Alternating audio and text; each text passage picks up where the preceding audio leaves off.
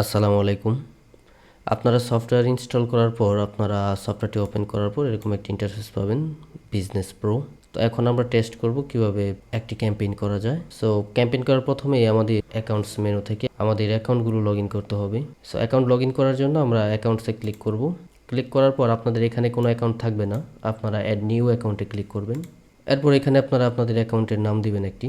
আপনারা অ্যাকাউন্টের নামের পরিবর্তে আপনাদের অ্যাকাউন্ট নাম্বারও দিতে পারেন, অর্থাৎ যে নাম্বারে হোয়াটসঅ্যাপ আছে সে নাম্বারটি এখানে দিতে পারেন।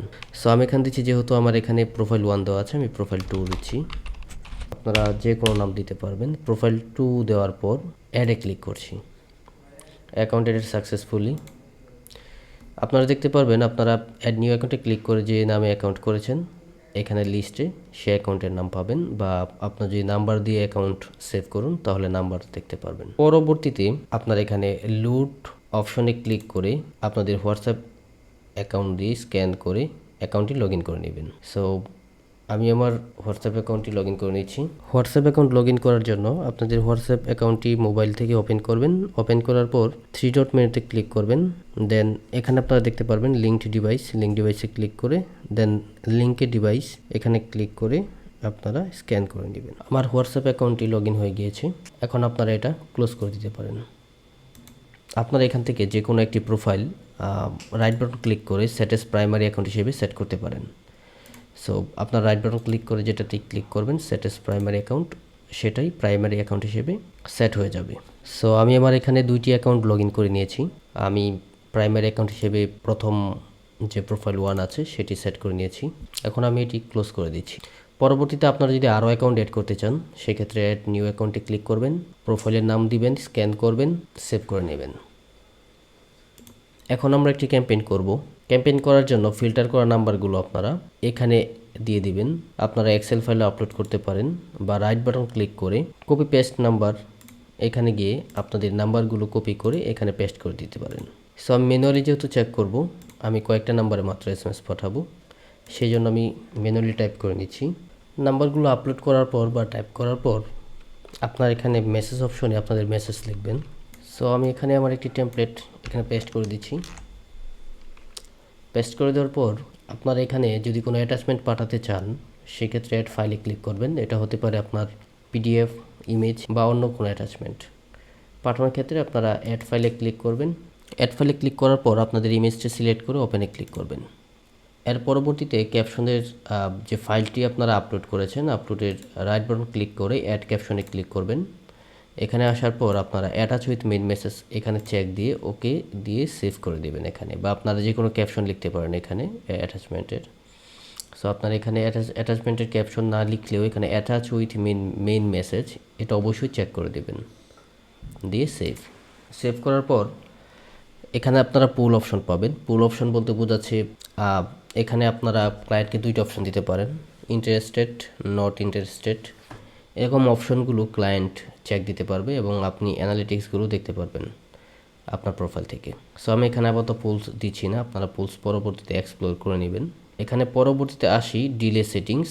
ডিলে সেটিংসটা হলো এখানে ডিফল্টভাবে দেওয়া আছে 10 to 20 seconds after every 10 message, অর্থাৎ 10 থেকে 20 সেকেন্ড ওয়েট করতে হবে। তো আপনারা এখানে কমিয়ে দিতে পারেন, বাড়িয়ে দিতে পারেন, এটা আপনাদের হোয়াটসঅ্যাপের অ্যাক্টিভিটি অনুযায়ী।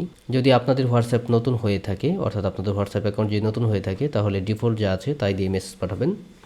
আর যদি আপনাদের হোয়াটসঅ্যাপ অ্যাকাউন্ট পুরাতন হয়ে থাকে সেই ক্ষেত্রে আপনারা এটা কমিয়ে দিতে পারেন। সো আমি এখানে 2 and 4 দিচ্ছি। অবশ্যই প্রথমটা ছোট এবং পরবর্তী যে সংখ্যাটা আছে এটা বড় দিতে হবে। এবং পরবর্তীতে যে আছে wait 4 to 8 seconds before every message, অর্থাৎ এখানে প্রতি মেসেজ যাওয়ার আগে কতক্ষণ ওয়েট করবে। তো আমি এখানে 1 2 দিচ্ছি, এখানে 1 থেকে 2 সেকেন্ড ওয়েট করবে। দেওয়ার পর আমি এখানে স্টার্ট ক্যাম্পেইনে ক্লিক করছি। স্টার্ট ক্যাম্পেইনে ক্লিক করার পর আপনার একটি ক্যাম্পেইনের নাম দিবেন, যে রিলেটেড ক্যাম্পেইন করছেন। আমি এখানে দিচ্ছি টেস্ট। এবং আপনাদের যে প্রোফাইলগুলো লগ ইন করা আছে কোন প্রোফাইল দিয়ে পাঠাবেন এখান থেকে আপনারা সিলেক্ট করে দিতে পারবেন।